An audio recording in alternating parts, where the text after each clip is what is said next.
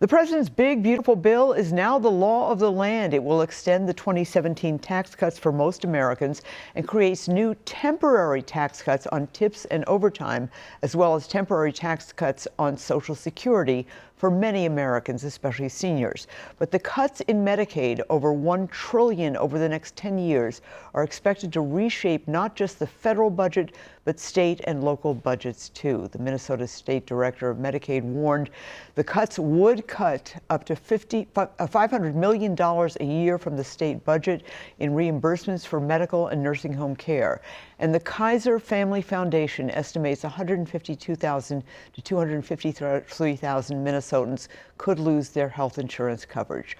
Are those estimates still on target? Well, joining us right now, live in studio, is the State Director of Medicaid, John Connolly. Thank you so much for coming in. Thank you so much for having me. All right, you told me beforehand you are going over this bill. What does it look like, the scope? I know you still have to get through a lot of the details, but what does the scope look like of the cuts? It is expansive, and as you said, there are many different pieces to this big bill.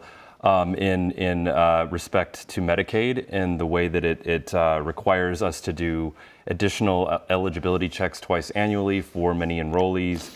It also requires new work requirements, as has been discussed in the media, with respect to many enrollees, both those in the expansion group under the ACA, but also for some parents in the program, in addition to new restrictions on provider payment and the way that the state can finance the program. Okay.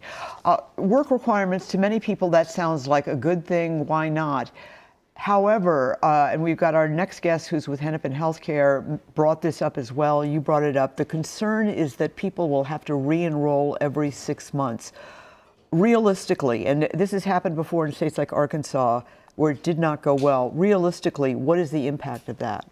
Well, I think as you saw in the Kaiser Family Foundation or KFF estimates, we do think tens of thousands of Minnesotans are at risk of losing their coverage. We think that is a very possible outcome of this, because we know in Medicaid, anytime you add additional requirements for folks to enroll or renew their coverage, people tend not to be able to submit all the paperwork. So additional administrative burden is difficult not only for people who are looking for coverage or trying to stay covered, but also for county governments, for example, and tribal nations doing the work. And you have an estimate for how much it's going to cost Minnesota to actually administer these changes for work requirements. How much is that? That's right. So several years ago, this was considered by the legislature here in Minnesota.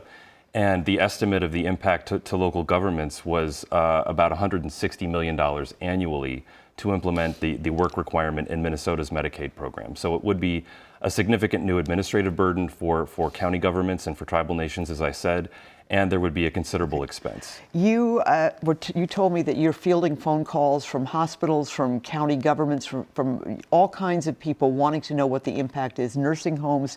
What are you able to tell them? What are you telling them about the impact?